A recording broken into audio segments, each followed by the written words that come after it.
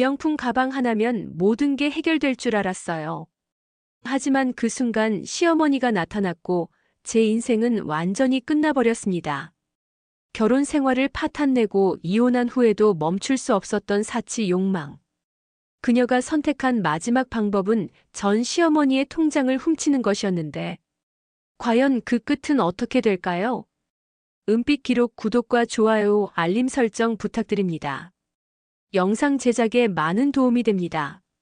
2024년 7월 무더운 여름 햇살이 강남구의 한 원룸 창가로 쏟아져 들어왔어요. 32살 이수연은 침대에 널브러진 채 핸드폰 화면을 멍하니 바라보고 있었습니다. 카드 결제 승인 거절 메시지가 또다시 울려 퍼졌죠. 또 막혔네. 수연이 한숨을 내쉬며 일어났어요. 거울 속 자신의 모습이 초라해 보였습니다. 한때는 명품으로 온몸을 치장했던 그녀였지만 지금은 작년에 산 샤넬 원피스 하나만이 그 시절의 흔적을 보여주고 있었거든요. 방 안 곳곳에는 명품 가방들이 어지럽게 널려 있었어요. 에르메스, 루이비통, 구찌. 하지만 이제는 모두 가짜처럼 느껴졌습니다. 진짜 가치는 이미 오래전에 사라진 것 같았거든요. 수연은 냉장고를 열어봤지만 텅 비어 있었어요. 편의점 도시락조차 살 돈이 없었어요. 이혼한 지 벌써 6개월이 흘렀지만 그녀의 생활 패턴은 전혀 바뀌지 않았습니다. 민호 오빠가 그렇게 말했지. 너는 절대 변하지 않을 거라고. 전 남편 강민호의 마지막 말이 귓가에 맴돌았어요. 결혼 3년 차 그녀의 끝없는 사치로 인해 민호의 작은 건설회사는 결국 부도가 났거든요. 수연은 집안일은 뒷전으로 미루고 백화점과 명품 매장만 전전했습니다. 수연아, 이번 달 카드값이 800만 원이야. 우리 회사 상황이 안 좋다고 몇 번 말했잖아. 민호가 카드 명세서를 들고 한숨을 쉬었던 그날이 떠올랐어요. 오빠, 이 정도는 괜찮잖아요. 예전에 1000만 원도 썼는데. 수연이 대수롭지 않게 대답했었죠. 예전과 지금은 달라. 제발 좀 아껴 써. 민호의 간절한 목소리였어요. 하지만 수연은 들은 척도 하지 않았습니다. 다음 날에도 어김없이 명품 매장으로 향했어요. 새로 나온 샤넬 백을 보는 순간 모든 걱정이 사라졌거든요. 그렇게 민호의 회사는 점점 기울어갔고 결국 부도라는 최악의 결과를 맞았어요. 수연은 그때조차 상황의 심각성을 깨닫지 못했습니다. 이혼하자. 민호의 차가운 목소리와 함께 그들의 결혼 생활은 끝이 났어요. 수연은 서랍에서 마지막 남은 10,000원짜리 지폐 몇 장을 꺼냈습니다. 전 재산이 3만 원. 이런 자신이 믿어지지 않았어요. 어떻게 이렇게 됐지? 하지만 수연에게는 아직도 포기할 수 없는 것들이 있었습니다. 매주 만나는 친구들과의 모임, 그곳에서 유지해야 하는 자신의 이미지. 그녀는 여전히 자신이 강민호의 전 부인이라는 타이틀로 대접받기를 원했거든요. 핸드폰이 울렸어요. 친구 혜진이었습니다. 수연아, 내일 청담동 새로 생긴 이탈리안 레스토랑에서 만나자. 미슐랭 스타 받은 곳이래. 혜진의 들뜬 목소리가 들려왔어요. 수연의 가슴이 두근거렸습니다. 하지만 곧 현실이 그녀를 짓눌렀어요. 그런 곳에서 한 끼 식사하려면 최소 10만 원은 있어야 했거든요. 내일은 좀 바빠서. 수연이 거짓말을 둘러댔어요. 에이, 무슨 일이 그렇게 바쁘다고 그래? 너 요즘 왜 이렇게 안 나와? 혜진의 의아한 목소리였습니다. 수연은 사실을 말할 수 없었어요. 자신이 이렇게 초라해졌다는 걸 친구들이 알게 되는 건 죽기보다 싫었거든요. 전화를 끊고 나니 더욱 우울해졌어요.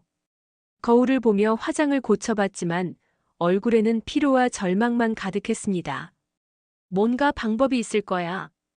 수연은 중얼거리며 핸드폰으로 대출 앱들을 훑어봤어요. 하지만 이미 신용등급이 바닥을 친 상태였습니다. 어디서도 돈을 빌려주지 않았거든요. 이때 갑자기 떠오른 게 있었어요. 전 시어머니 정미숙의 얼굴이었습니다. 이혼할 때 마지막으로 만났던 그 차가운 시선이 생생했어요. 우리 민호를 이렇게 만든 게 다 너 때문이야. 앞으로 우리 집 근처에는 얼씬도 하지 마라. 정미숙의 차가운 목소리가 기억났습니다. 그때는 화가 났지만 지금 생각해보니 시어머니야말로 여전히 여유로운 생활을 하고 있을 게 분명했어요. 남편이 남긴 보험금과 부동산만으로도 충분히 살아갈 수 있는 분이었거든요. 수연은 창밖을 바라보며 복잡한 표정을 지었습니다. 뜨거운 여름 햇살이 그녀의 얼굴을 달구고 있었지만 마음속은 점점 차갑게 식어가고 있었어요. 하지만 설마 그런 생각을 하고 있는 건 아니겠지? 자신조차 믿을 수 없는 생각이 머릿속을 스쳐 지나갔어요. 하지만 수연은 고개를 저으며 그 생각을 떨쳐내려 했습니다.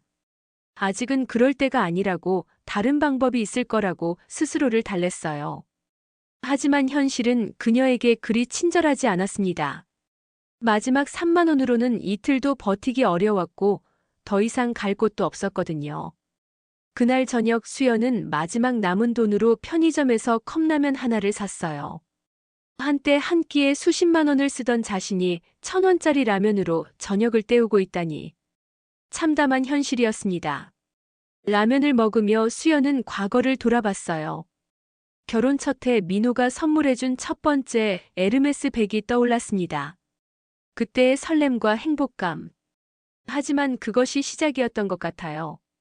한번 맛본 사치의 달콤함을 도저히 포기할 수 없었거든요.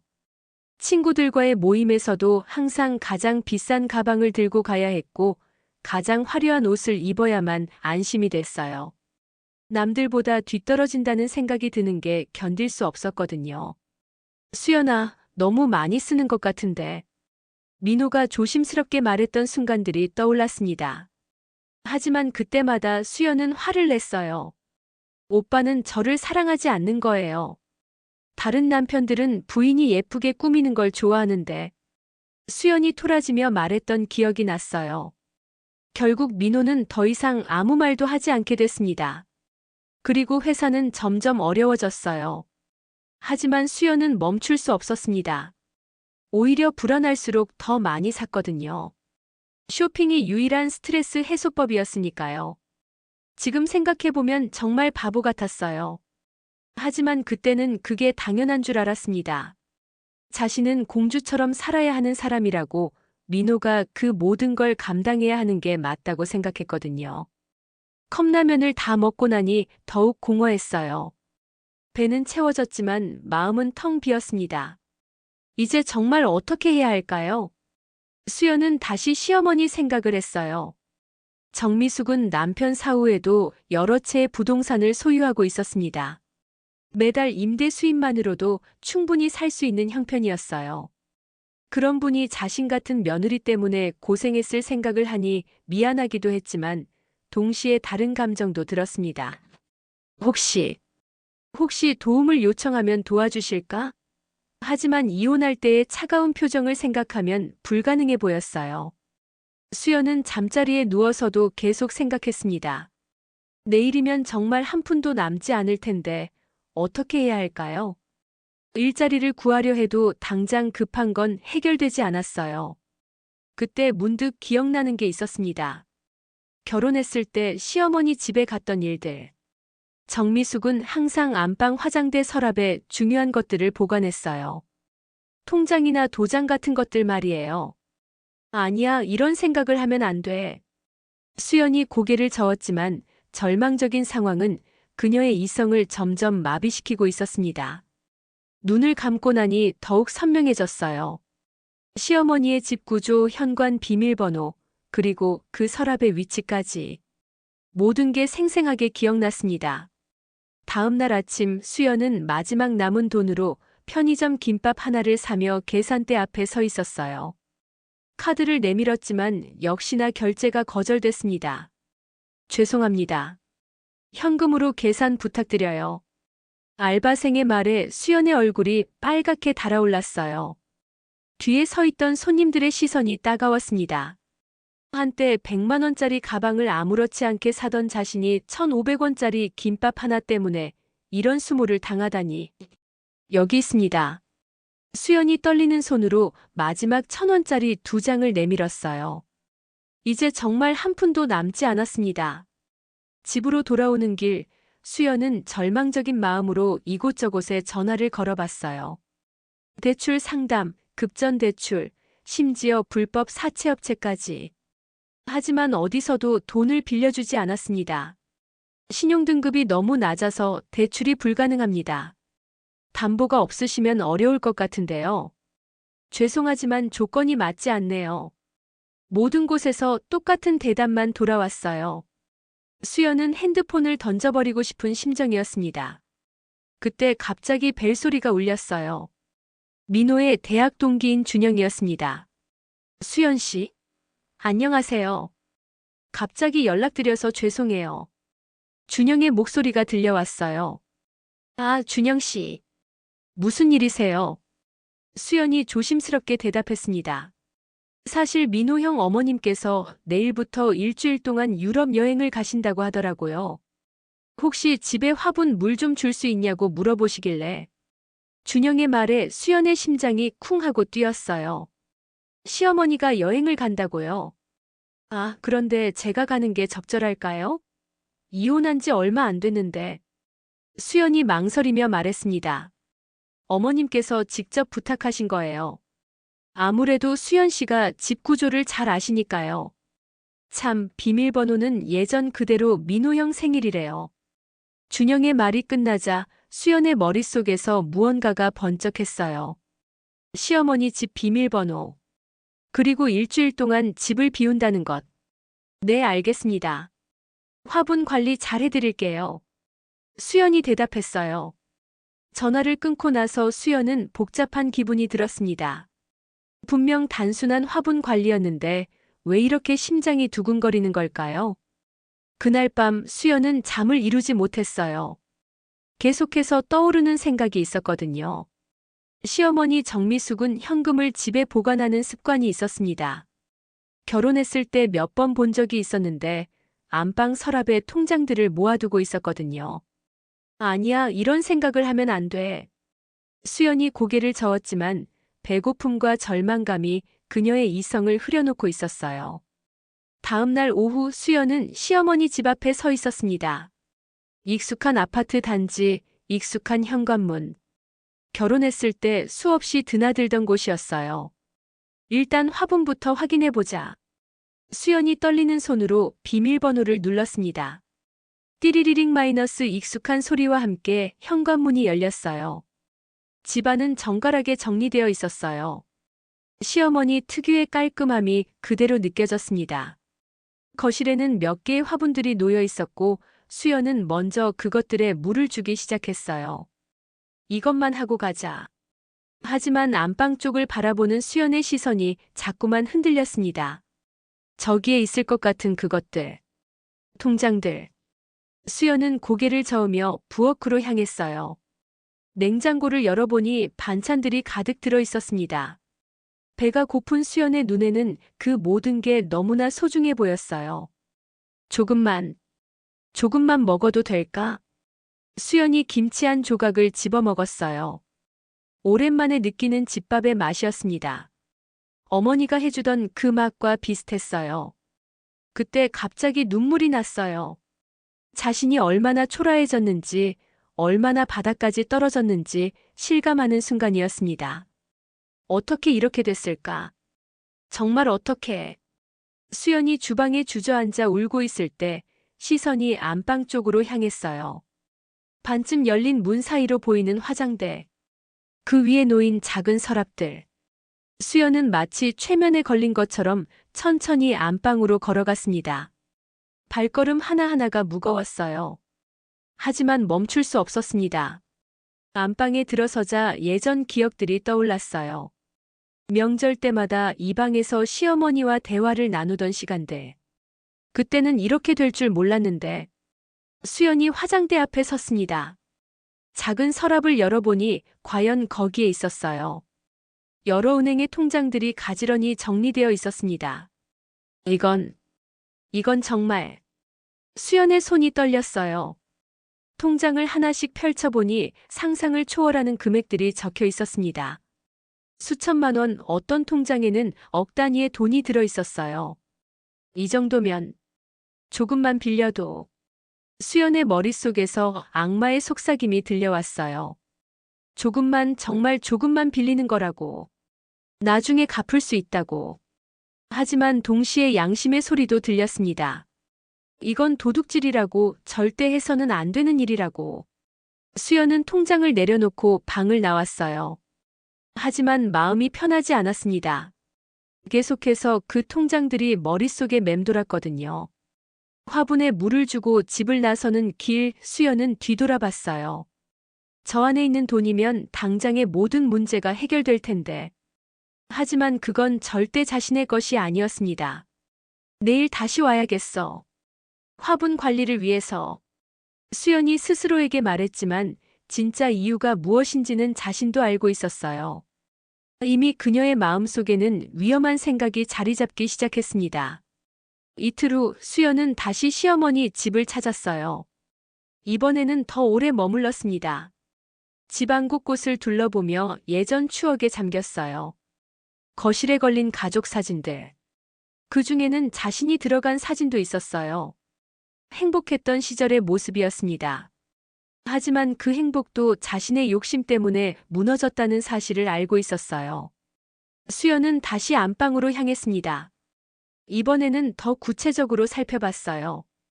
통장뿐만 아니라 도장까지 함께 보관되어 있었습니다. 정말 조금만, 100만 원만. 수연의 손이 통장 쪽으로 향했어요. 하지만 막상 만지려고 하니 손이 떨렸습니다. 이 선택이 자신의 인생을 어떻게 바꿀지 알고 있었거든요. 사흘째 되는 날 수연은 마침내 결심을 굳혔습니다. 집에 있던 마지막 라면마저 떨어졌고 전기세 독촉장이 또 왔거든요. 한 번만, 정말 한 번만. 수연이 떨리는 손으로 통장과 도장을 꺼냈어요.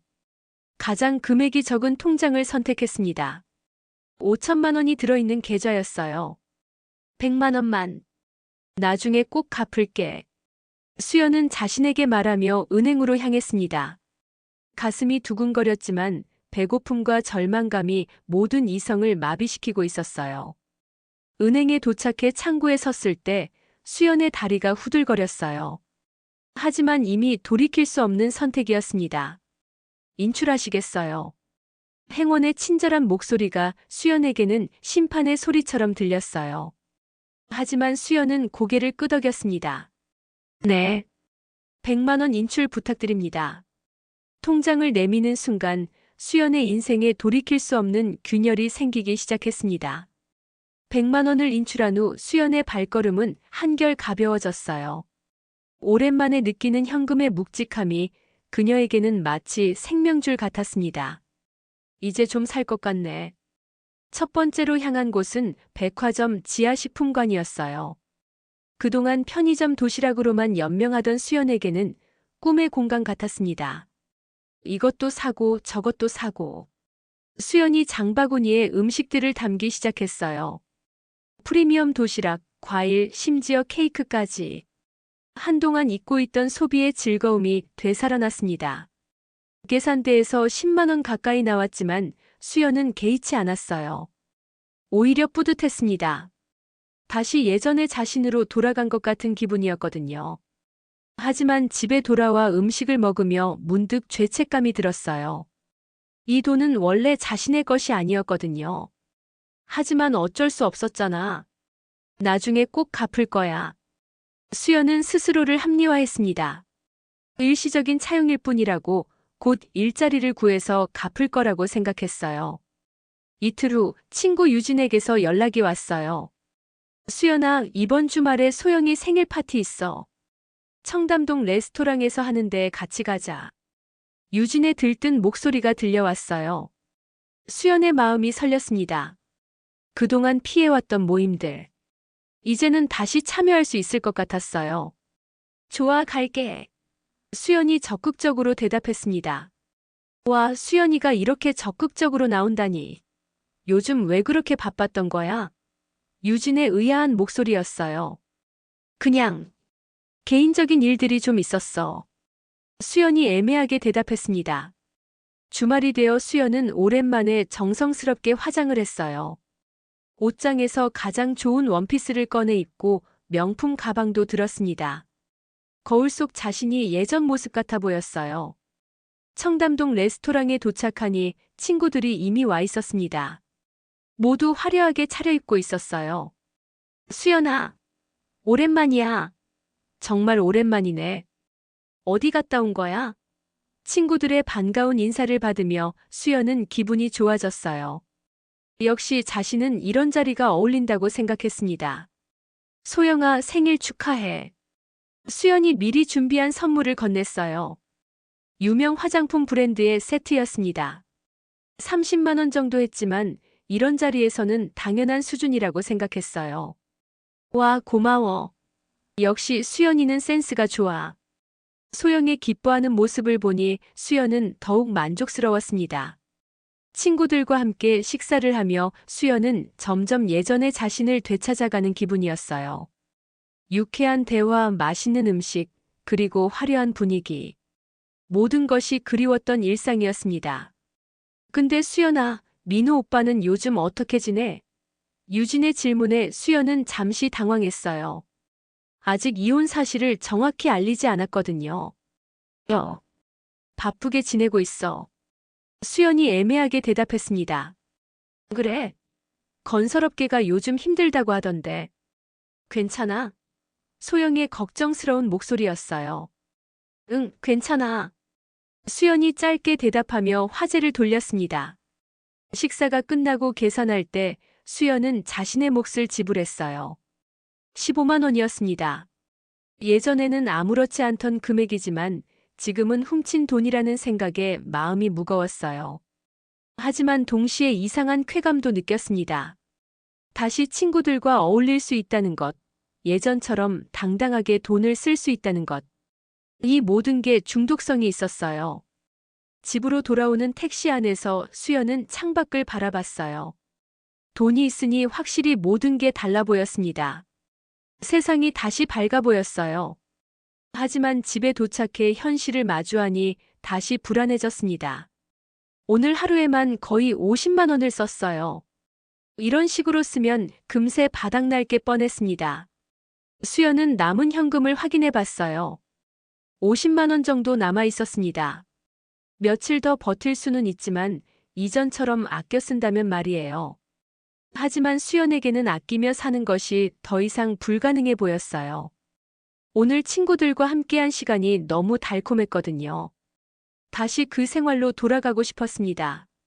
며칠 후 또 다른 모임 제안이 들어왔어요. 수연아, 이번엔 강남에 새로 생긴 와인바 가자. 분위기 정말 좋다던데. 혜진의 메시지였습니다. 수연은 망설였어요. 돈이 많이 남지 않았거든요. 하지만 거절하기는 더 어려웠습니다. 좋아, 갈게. 결국 수연은 참석하기로 했어요. 그날 밤 와인바에서 수연은 또다시 거액을 썼습니다. 와인 몇 잔에 안주까지. 8만 원이 나갔어요. 하지만 친구들과 함께 웃고 떠드는 시간이 너무 행복했습니다. 수연아, 요즘 되게 밝아졌네. 예전보다 훨씬 좋아 보여. 유진의 말에 수연은 미소를 지었어요. 그래? 고마워. 하지만 속으로는 복잡했습니다. 이 모든 행복이 훔친 돈으로 만들어진 거짓이라는 걸 알고 있었거든요. 집에 돌아와 계산해 보니 남은 돈이 10만 원도 채 되지 않았어요. 이제 정말 다시 현실과 마주해야 할 때였습니다. 어떻게 하지? 수연은 고민에 빠졌어요. 다시 예전의 초라한 생활로 돌아갈 수는 없었습니다. 친구들 앞에서 체면을 잃을 수도 없었고요. 그때 다시 떠오른 게 있었어요. 시어머니 집의 그 서랍. 아직 여러 통장들이 남아 있었습니다. 한 번만 더.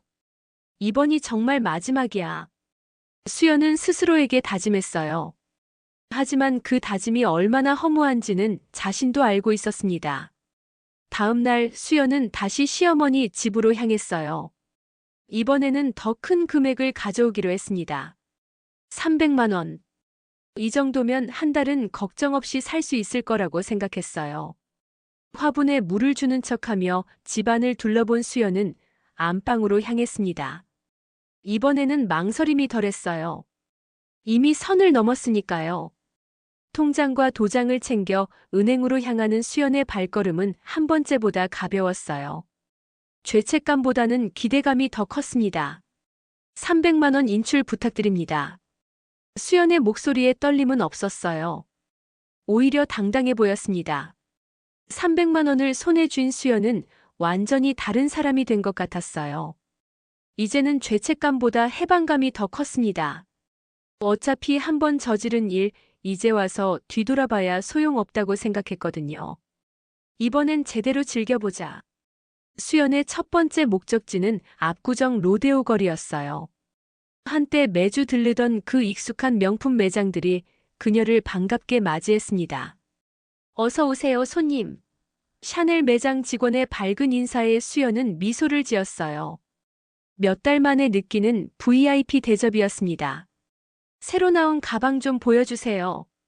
수연이 당당하게 말했어요. 직원이 가져온 신상품들을 보니 가슴이 뛰었습니다. 이것이야말로 자신이 원하던 삶이었어요. 이거로 할게요. 수연이 선택한 가방은 250만 원이었어요. 예전에는 고민 없이 샀던 가격이지만 지금은 상황이 달랐습니다. 하지만 수연은 개의치 않았어요. 카드로 결제 부탁드립니다. 아니지, 현금으로. 수연이 말을 바꿨어요. 카드는 아직 막혀 있었거든요. 현금 결제하시는 고객님께 감사드립니다. 직원의 공손한 인사를 받으며 수연은 뿌듯함을 느꼈어요. 역시 돈이 있으니까 대접이 달랐습니다.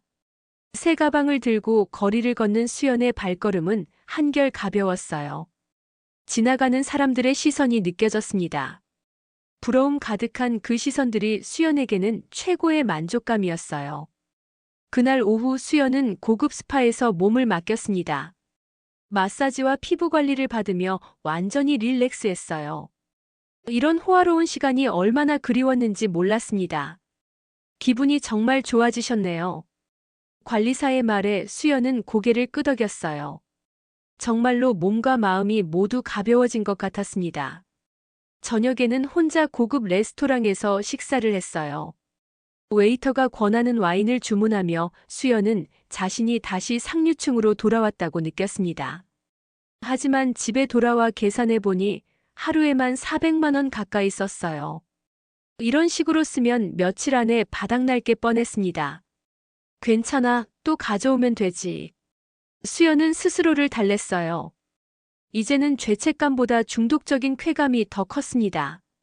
며칠 후 예상대로 돈이 부족해졌어요. 친구들과의 약속도 있고 새로 받은 헤어 관리 예약도 취소할 수 없었습니다. 이번엔 좀 더 많이. 수연은 다시 시어머니 집으로 향했어요. 이제는 화분 관리는 핑계에 불과했습니다. 진짜 목적은 따로 있었거든요.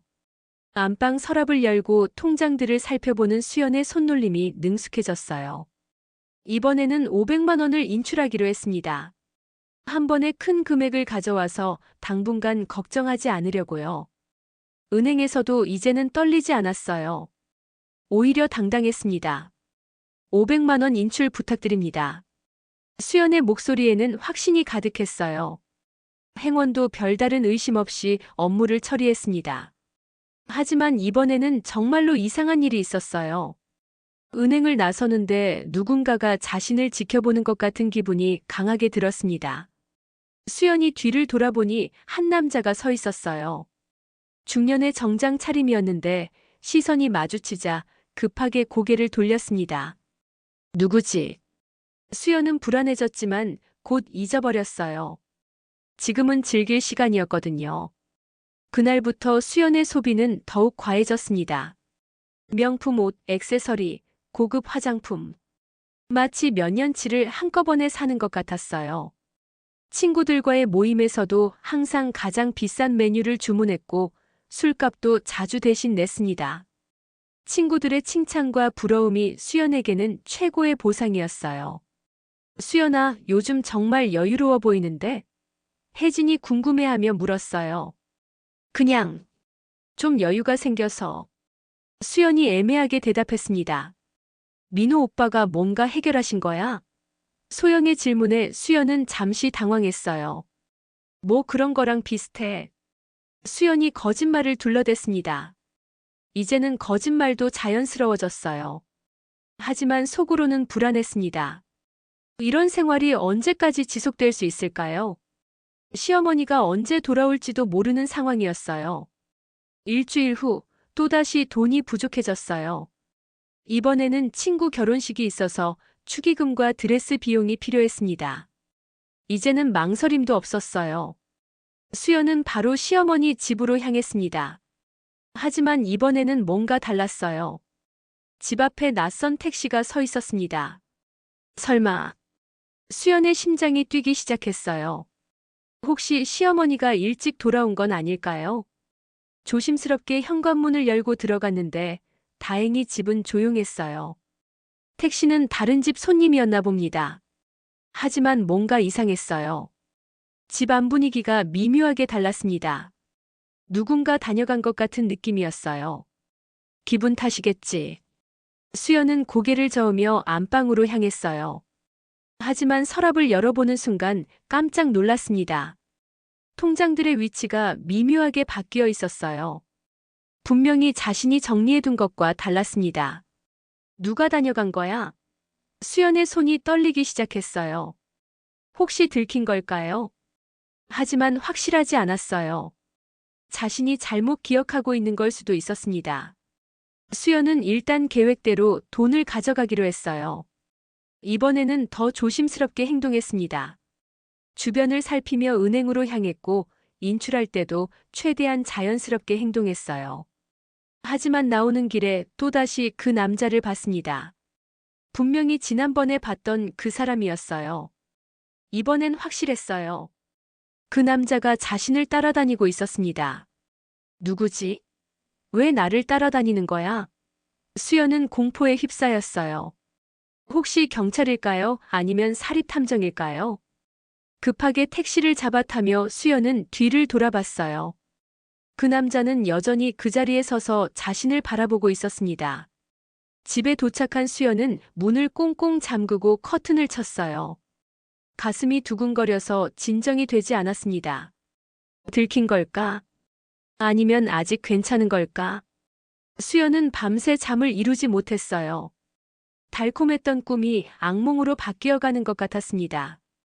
이틀 동안 수연은 집 밖으로 나가지 못했어요. 계속해서 누군가가 자신을 감시하고 있다는 생각에 시달렸습니다. 창문 사이로 내다봐도 수상한 사람은 보이지 않았지만 불안감은 쉽게 가시지 않았어요.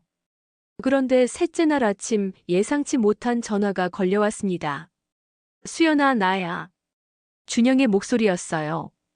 아, 준영 씨. 무슨 일이세요? 수연이 조심스럽게 대답했습니다. 어머님이 어제 갑자기 귀국하셨어. 몸이 좀 안 좋으셔서 여행을 일찍 끝내셨다고 하더라고.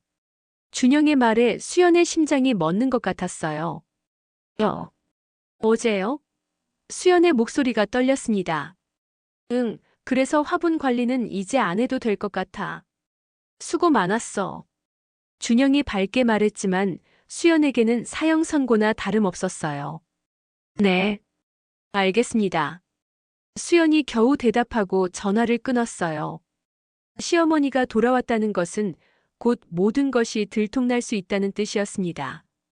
은행 거래 내역을 확인하기만 하면 끝이었거든요. 어떻게 하지? 어떻게 하지? 수연은 방안을 걸어다니며 머리를 쥐어뜯었어요. 도망갈 수도 없고 변명할 방법도 없었습니다. 그때 핸드폰이 다시 울렸어요. 모르는 번호였습니다. 여보세요? 수연이 떨리는 목소리로 받았어요. 이수연 씨이신가요? 저는 대한은행 VIP팀 과장 김준호입니다. 남자의 침착한 목소리가 들려왔어요. 수연의 온몸에 소름이 돋았습니다. 은행에서 연락이 온 거였어요. 무슨 일이신지요? 수연이 간신히 말을 이어갔어요. 정미숙 고객님의 계좌에서 최근 대량 인출이 있었는데 혹시 대리 인출을 도와주신 적이 있으신지요? 김 과장의 질문에 수연은 말문이 막혔어요. 저는 그런 적이. 수연이 부정하려던 순간 김 과장이 말을 이었습니다. CCTV 확인 결과 수연 씨께서 여러 차례 인출하신 것으로 확인됐습니다. 정미숙 고객님께서 해외에 계시는 동안 말이죠.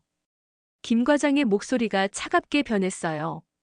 수연은 더 이상 변명할 수 없었어요. 모든 것이 들통났습니다.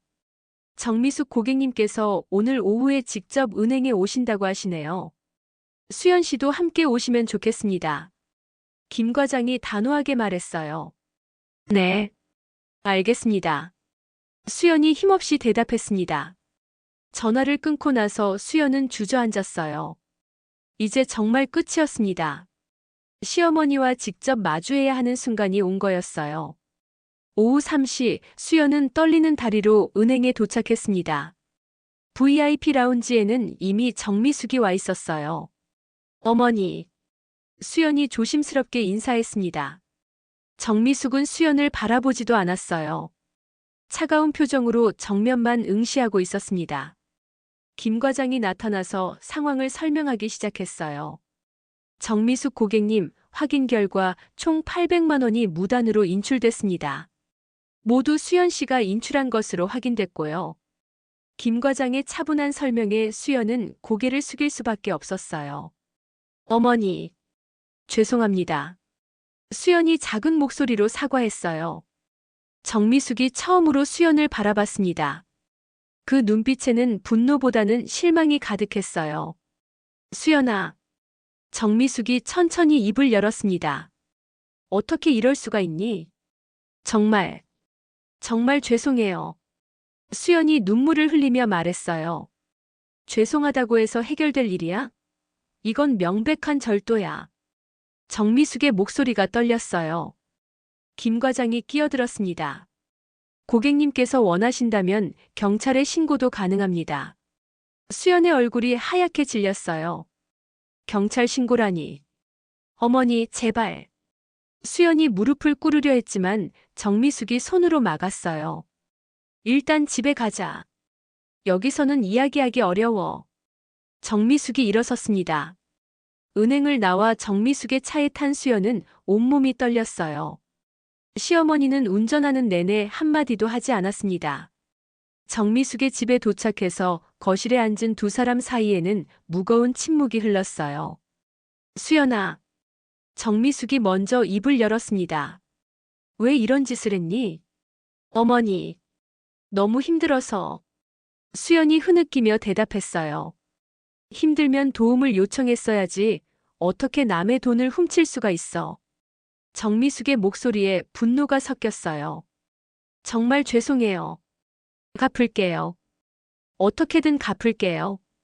수연이 울면서 말했어요. 뭘로 갚을 건데? 지금 내 형편에 무슨 수로? 정미숙의 차가운 질문에 수연은 대답할 수 없었어요. 그동안 뭘 했는지 다 알고 있어. 명품 가방 사고 비싼 레스토랑 다니고 내 돈으로 그런 생활을 했구나. 정미숙이 한숨을 쉬었어요. 어떻게 하셨어요? 수연이 놀라며 물었어요. 사립탐정을 고용했어. 내가 뭘 하는지 다 확인했다고. 정미숙의 말에 수연은 더욱 절망했어요. 그 남자가 사립탐정이었던 거였어요. 수연아, 나는 정말 실망스러워. 너도 한때는 우리 가족이었는데. 정미숙의 목소리가 흔들렸어요. 어머니. 수연이 매달리듯 말했어요. 이제 어떻게 할 건지 생각해봐. 경찰에 신고할지 아니면. 정미숙이 말을 멈췄어요. 제발 한 번만 봐주세요. 다시는 이런 일 없을게요. 수연이 필사적으로 매달렸어요. 한 번만. 수연아, 이건 한 번으로 끝날 일이 아니야. 너는 이미 선을 넘었어. 정미숙이 엄중하게 말했어요. 그날 밤 수연은 자신의 집에서 잠을 이루지 못했어요. 시어머니가 내린 최후 통첩이 머릿속에 맴돌았습니다. 내일까지 생각해봐. 스스로 경찰서에 가서 자수할지 아니면 내가 신고할지. 정미숙의 차가운 목소리가 귓가에 생생했어요. 수연은 창밖을 바라보며 절망에 빠졌습니다. 이제 정말 모든 것이 끝난 것 같았어요. 욕망에 눈이 멀어 저지른 일들의 대가를 치러야 할 때가 온 거였습니다. 수연은 밤새 잠을 이루지 못했어요. 시어머니가 준 시간은 내일까지. 스스로 자수하거나 아니면 신고당하거나. 어떤 선택을 해도 인생이 끝장날 것 같았습니다. 새벽이 되어서야 겨우 잠이 들었는데 오전 10시쯤 급하게 깨어났어요. 누군가 현관문을 두드리는 소리 때문이었습니다. 누구시죠? 수연이 떨리는 목소리로 물었어요. 경찰입니다. 문 좀 열어주세요. 남자의 목소리가 들려왔습니다. 수연의 심장이 멎을 것 같았어요. 벌써 신고가 들어간 걸까요? 아니면 시어머니가 마음을 바꾼 걸까요? 잠깐만요. 수연이 급하게 옷을 갈아입으며 문을 열었어요. 두 명의 경찰관이 서 있었습니다. 이수연 씨이시죠? 저희는 강남경찰서 수사과입니다. 나이가 많은 경찰관이 신분증을 보여주며 말했어요. 네, 맞습니다. 무슨 일이신지. 수연의 목소리가 떨렸어요. 절도 혐의로 신고가 접수됐습니다. 동행 수사에 응해주시기 바랍니다. 경찰관의 말에 수연은 다리에 힘이 빠졌어요. 지금 가야 하나요? 수연이 간신히 물었어요. 네, 지금 바로 가셔야 합니다. 다른 경찰관이 단호하게 말했어요. 수연은 간단히 짐을 챙기고 경찰차에 올랐어요. 이웃들의 시선이 따가웠지만 이제 와서 체면을 차릴 상황도 아니었습니다. 경찰서로 가는 길, 수연은 창밖을 바라보며 생각했어요. 정말 이렇게 끝나는 걸까요? 몇 달 전만 해도 화려한 삶을 꿈꿨는데 강남경찰서에 도착하자 수연은 조사실로 안내됐어요. 차가운 의자에 앉은 수연 앞에 중년의 형사가 나타났습니다. 저는 강 형사입니다. 정미숙 씨로부터 절도 신고가 접수됐는데 사실대로 말씀해 주시기 바랍니다. 강 형사의 목소리는 냉정했어요. 저는 수연이 입을 열려다가 멈췄어요. 어떻게 설명해야 할지 막막했습니다. 피해자가 제출한 자료에 따르면 총 800만 원을 무단으로 인출한 것으로 나와 있습니다. 인정하시나요? 강 형사가 서류를 보며 물었어요. 네, 인정합니다. 수연이 고개를 숙이며 대답했어요. 더 이상 숨길 수도 없었습니다. 동기가 뭔가요? 왜 그런 짓을 했습니까? 강 형사의 질문에 수연은 눈물을 흘렸어요. 너무 힘들어서. 먹을 것도 없고 전기세도 밀렸고. 수연이 흐느끼며 말했어요. 그렇다고 남의 돈을 훔치는 게 정당화되나요? 강 형사의 차가운 반응에 수연은 더욱 위축됐어요. 죄송합니다. 정말 죄송합니다. 수연이 계속 사과했지만 이미 엎질러진 물이었어요. 조사가 끝나고 수연은 유치장에 수감됐습니다. 차가운 철창 안에서 수연은 자신의 인생을 돌아봤어요. 결혼했을 때는 모든 것이 완벽해 보였는데 언제부터 이렇게 꼬이기 시작한 걸까요? 아니, 처음부터 자신이 잘못 살아온 건 아닐까요? 그때 간수가 나타났어요. 이수연 씨, 면회 왔습니다. 간수의 말에 수연은 놀랐어요. 누가 자신을 면회 오겠어요? 면회실로 가니 정미숙이 앉아 있었어요. 수연은 부끄러워서 고개를 들 수 없었습니다. 어머니, 왜 오셨어요? 수연이 작은 목소리로 말했어요. 너를 보러 왔지. 정미숙의 목소리는 여전히 차가웠어요. 죄송해요. 정말 죄송해요. 수연이 눈물을 흘리며 사과했어요. 지금 와서 죄송하다고 하면 뭐가 달라지니? 정미숙이 한숨을 쉬었어요. 어머니, 저는 수연이 말을 더듬었어요. 수연아, 나는 너를 어떻게 처리해야 할지 모르겠어. 정미숙이 복잡한 표정을 지었어요. 처리요? 수연이 고개를 들었어요. 고소를 취해야 할지 아니면 끝까지 갈지.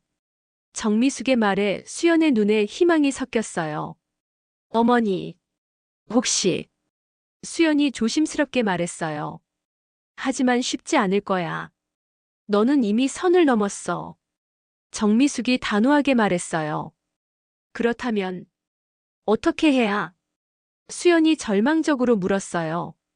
진정으로 반성하는 모습을 보여줘. 그리고 다시는 이런 일이 없을 거라는 확신을 줘. 정미숙이 조건을 제시했어요. 네. 무엇이든 하겠어요. 수연이 간절하게 대답했어요. 그런데 말이야. 정미숙이 잠시 멈췄다가 말을 이었어요. 너 혼자만의 문제가 아닐 수도 있어. 무슨 말씀이세요? 수연이 의아해했어요. 사립 탐정 조사 결과 너와 비슷한 수법으로 다른 피해자들도 있더라. 정미숙의 말에 수연은 놀랐어요. 다른 피해자요? 수연이 되물었어요. 응, 강남 일대 고급 아파트에서 비슷한 사건들이 몇 건 더 있었어. 혹시 너 말고 다른 공범이 있는 건 아니야? 정미숙의 질문에 수연은 고개를 저었어요.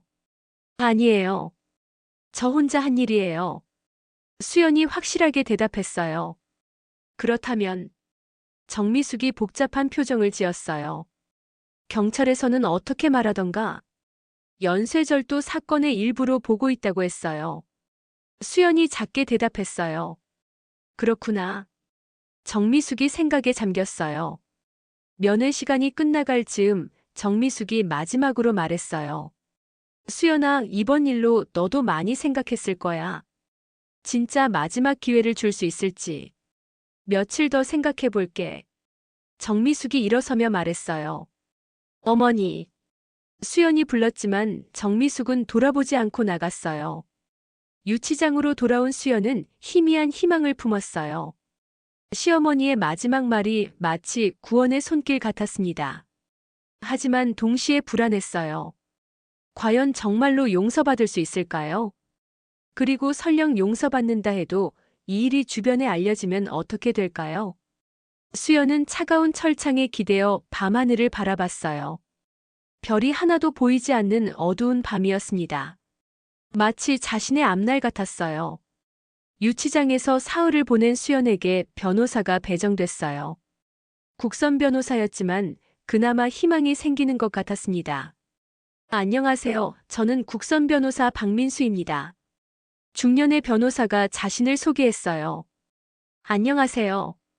수연이 작은 목소리로 인사했습니다. 사건 내용을 검토해 봤는데 솔직히 상황이 좋지 않습니다. 박 변호사가 서류를 펼치며 말했어요. 어떤 형을 받게 되나요? 수연이 떨리는 목소리로 물었어요. 절도죄로는 보통 1년에서 3년 정도. 하지만 피해 금액과 횟수를 고려하면 박 변호사가 말을 흐렸어요. 수연의 얼굴이 하얗게 질렸어요. 3년이라니. 그렇게 오래 감옥에 있어야 한다는 건가요? 다만 피해자가 합의를 해준다면 집행유예나 선고유예도 가능합니다. 박 변호사의 말에 수연은 귀가 번쩍 뜨였어요. 피해자. 시어머니 말이세요? 수연이 물었어요. 네, 정미숙 씨가 합의를 해주신다면 형량을 크게 줄일 수 있어요. 박 변호사가 설명했어요. 그렇다면 제가 어떻게 해야? 수연이 간절하게 물었어요. 일단 진심으로 반성하고 있다는 걸 보여드려야죠. 그리고 다시는 이런 일이 없을 거라는 확신을 주셔야 하고요. 박 변호사가 조언했어요. 며칠 후 수연은 첫 번째 재판에 출석했어요. 법정에 들어서는 순간 다리가 후들거렸습니다. 방청석에는 정미숙이 앉아 있었어요. 차가운 표정으로 수연을 바라보고 있었습니다. 피고인 이수연, 앞으로 나오세요. 판사의 엄중한 목소리에 수연은 떨리는 다리로 앞으로 나갔어요. 피고인은 기소 사실을 인정합니까? 판사가 물었어요. 네, 인정합니다. 수연이 고개를 숙이며 대답했어요. 검사가 일어서서 구형을 시작했어요. 피고인은 피해자의 신뢰를 악용해 총 800만 원을 절취했습니다. 이는 명백한 배임절도로. 검사의 차가운 목소리가 법정에 울려 퍼졌어요. 수연은 온몸이 떨렸어요. 자신이 저지른 일이 이렇게 공개적으로 낭독되는 것이 너무 수치스러웠습니다. 따라서 검찰은 피고인에게 징역 2년을 구형합니다. 검사의 마지막 말에 수연은 주저앉을 뻔했어요. 이제 피고인 측 변론을 들어보겠습니다. 판사가 박 변호사를 바라봤어요. 박 변호사가 일어서서 변론을 시작했어요. 재판장님, 피고인은 이혼 후 극심한 경제적 어려움에 처해 있었습니다. 하지만 이것이 범행을 정당화할 수는 없다는 점을 깊이 반성하고 있습니다. 박 변호사의 목소리가 법정에 울렸어요. 수연은 눈물을 참을 수 없었어요. 자신의 인생이 이렇게 공개적으로 해부되는 것이 견디기 어려웠습니다. 피고인, 마지막으로 하고 싶은 말이 있다면 해보세요. 판사가 수연을 바라봤어요. 수연이 떨리는 목소리로 말하기 시작했어요. 재판장님, 그리고 정미숙 어머니. 저는 변명의 여지가 없는 죄를 저질렀습니다. 수연의 목소리가 떨렸어요. 제가 어려웠다고 해서 다른 사람의 돈을 훔치는 것이 정당화될 수는 없습니다. 정말 죄송합니다. 수연이 눈물을 흘리며 말했어요. 다시는 이런 일이 없도록 하겠습니다. 어떤 처벌을 받더라도 달게 받겠습니다. 수연이 고개를 깊이 숙였어요. 판사가 잠시 생각하더니 말했어요. 선고는 다음 주에 하겠습니다. 피해자와 피고인은 그때까지 합의 여부를 결정하시기 바랍니다. 판사의 말과 함께 첫 번째 재판이 끝났어요. 법정을 나서면서 수연은 정미숙에게 다가갔어요. 어머니. 수연이 조심스럽게 불렀어요. 정미숙은 수연을 바라보지도 않고 지나가려 했어요. 하지만 수연이 무릎을 꿇었습니다. 어머니. 제발 용서해 주세요. 수연이 법정 복도에서 무릎을 꿇고 매달렸어요. 주변 사람들의 시선이 집중됐지만 수연은 개의치 않았어요. 이제 자존심 같은 건 의미가 없었습니다. 수연아. 일어서. 정미숙이 처음으로 수연에게 말을 걸었어요. 어머니. 수연이 눈물 범벅이 된 얼굴로 정미숙을 바라봤어요. 집에 가서 이야기하자. 정미숙이 한숨을 쉬며 말했어요. 정미숙의 집에 도착해 거실에 앉은 수연은 고개를 들 수 없었어요. 수연아, 솔직히 말해. 정말 반성하고 있어? 정미숙이 물었어요. 네. 정말로요. 제가 얼마나 나쁜 짓을 했는지 이제야 깨달았어요. 수연이 진심으로 대답했어요. 그럼 앞으로 어떻게 살 거야? 정미숙의 질문에 수연은 잠시 생각했어요. 일을 구할 거예요. 아무 일이라도. 그리고 빚진 돈을 갚을 거예요. 조금씩이라도. 수연이 각오를 말했어요. 정미숙이 긴 침묵 후에 입을 열었어요. 수연아, 나는 너를 용서하기로 했어. 정미숙의 말에 수연은 믿을 수 없다는 표정을 지었어요. 정말이세요? 수연이 떨리는 목소리로 물었어요. 하지만 조건이 있어. 정미숙이 엄중하게 말했어요. 무슨 조건이든. 수연이 간절하게 대답했어요. 첫째, 앞으로 1년 동안 매주 나에게 생활 보고를 할 것. 둘째, 정말로 성실하게 일하며 돈을 갚을 것. 셋째. 정미숙이 잠시 멈췄어요. 셋째요? 수연이 조심스럽게 물었어요. 다시는 허영심에 빠지지 말 것. 진짜 사람이 되어라. 정미숙의 마지막 조건에 수연은 눈물을 흘렸어요. 네. 약속드려요. 정말로 새 사람이 되겠어요. 수연이 진심으로 대답했어요. 그날 밤 수연은 오랜만에 편안한 잠을 잤어요. 비록 앞길이 험하겠지만 적어도 희망은 보였습니다. 하지만 다음 날 아침 예상치 못한 소식이 들려왔어요. 수연의 사건이 언론에 보도된 거였습니다. 며느리가 시어머니 통장 털어. 충격적인 제목의 기사가 인터넷에 떠돌고 있었어요. 수연은 절망에 빠졌어요. 이제 정말로 모든 사람들이 자신의 치부를 알게 될 터였습니다. 과연 새로운 시작이 가능할까요? 언론 보도가 나간 후 수연의 삶은 완전히 바뀌었어요. 기사에는 실명까지 공개되어 있었습니다. 동네 사람들의 시선이 따가웠고 아파트 관리소에서는 이사를 권유하기까지 했어요. 수연아. 정미숙이 안타까운 목소리로 전화를 걸어왔습니다. 어머니. 저 때문에 어머니까지 피해를 보셨죠. 수연이 죄송해하며 말했어요. 그건 신경 쓰지 마. 그보다 너는 괜찮니? 정미숙의 걱정 어린 목소리에 수연은 눈물이 났어요. 괜찮아요. 이 정도는 감수해야죠. 수연이 억지로 밝은 목소리를 냈어요. 하지만 현실은 그리 만만하지 않았습니다. 일자리를 구하려 해도 신원조회에서 걸렸고 주변의 시선은 점점 차가워졌어요. 며칠 후 선고일이 되었어요. 수연은 떨리는 마음으로 법정에 섰습니다. 피고인 이수연에 대한 선고를 하겠습니다. 판사의 엄숙한 목소리가 법정에 울렸어요. 수연의 심장이 쿵쾅거렸어요. 과연 어떤 판결이 나올까요? 피고인은 경제적 어려움에도 불구하고 절도라는 잘못된 선택을 했습니다. 하지만 진심으로 반성하고 있고 피해자와의 합의도 이루어졌습니다. 판사가 차근차근 설명했어요. 따라서 피고인에게 징역 1년에 집행유예 2년을 선고합니다.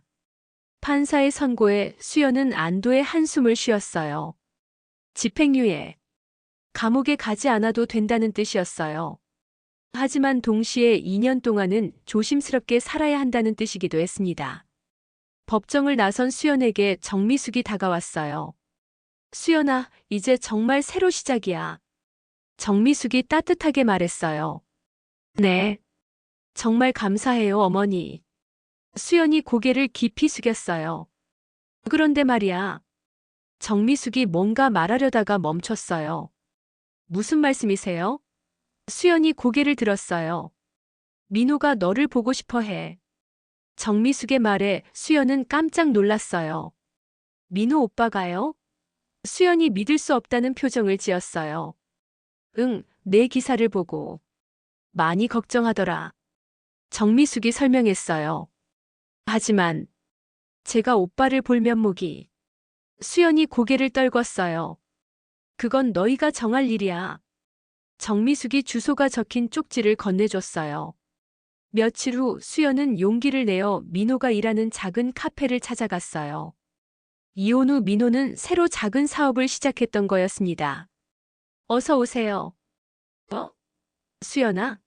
민호가 놀란 표정으로 수연을 바라봤어요. 오빠.